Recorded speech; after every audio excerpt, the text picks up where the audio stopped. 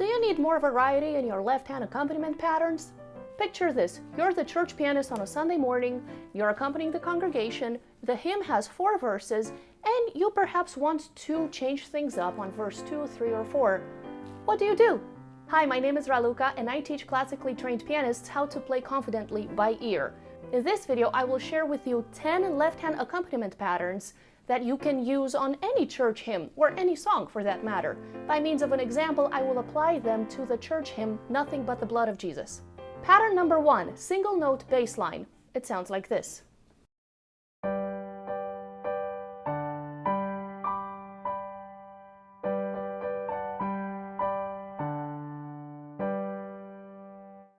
It is appropriate for when you need a thin texture, because it will really allow the melody and the harmony to shine, and the left-hand bass line will only support it wherever is absolutely necessary without getting in the way. Pattern number 2.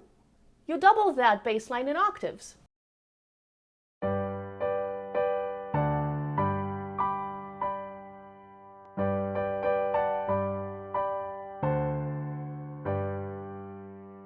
Just like in pattern number 1, pattern number 2 does not get in the way of the melody and the harmony, but it does provide a better, stronger foundation, and your congregation will feel very grounded.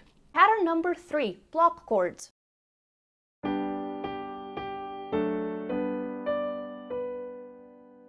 Be sure to only use these in medium and high registers,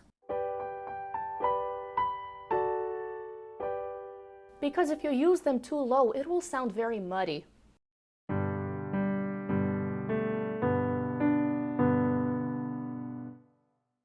Pattern 4, broken chords.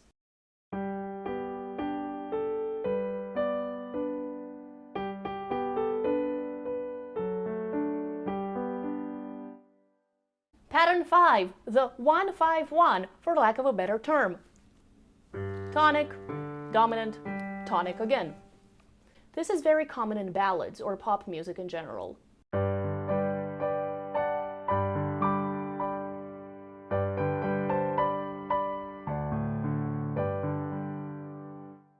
Pattern number 6, similarly to 1-5-1, but this time 1-5-3. Even if you don't have large fingers, you can move your arm like this and make use of the pedal.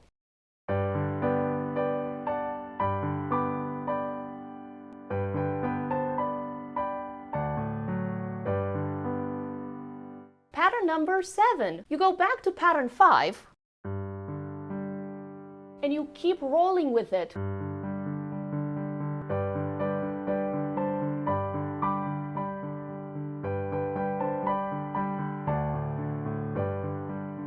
Pattern 8. You go back to pattern 6 and you roll with that.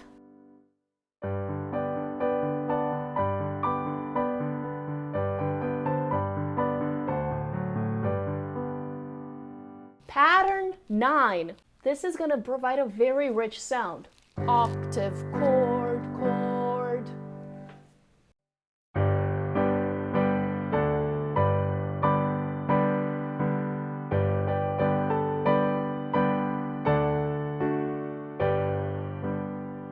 And if you run out of ideas, you can always ask the experts. After all, they had the best ideas. Today's expert, Mr. Mozart. We will take a look at his piano sonata in C major.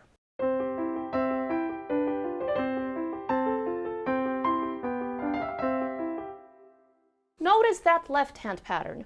It was very commonly used in the 18th century when Mozart was alive. It was used so frequently that it even has a name. It's called the Alberti bass, after the guy who developed it. You take your block chord, and then you go bottom, top, middle, top, bottom, top, middle, top. Get used to that if you haven't yet encountered it in your classical repertoire. Let's try that on Nothing But the Blood of Jesus. Once you have 10 patterns available, you're probably thinking, okay, but which one do I use and when? That's when you need to read the text carefully. Read the text to each verse of your hymn and determine whether that text evokes a feeling of confidence, a feeling of shame, a feeling of trust.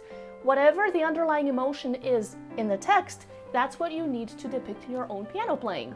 In Nothing But the Blood of Jesus, I read confidence. What can wash away my sins? Nothing but the blood of Jesus. That gives me confidence as a believer. Maybe the octave chord.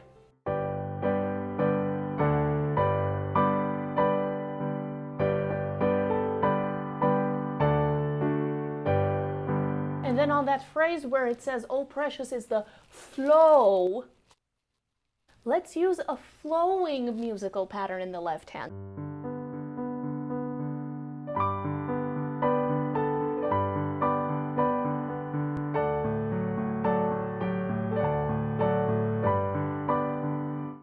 And now let's put the whole thing together.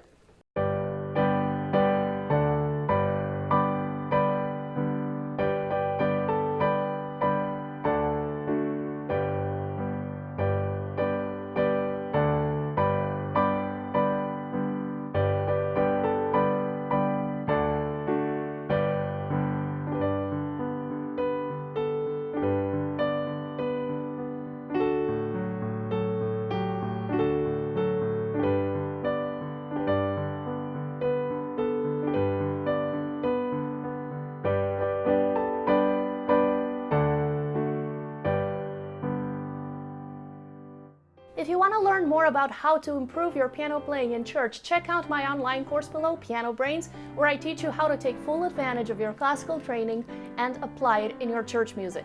Below you will also find the free PDF with all of these 10 patterns laid out nicely for you, and the sheet music to Nothing But the Blood of Jesus the way you just heard it right now.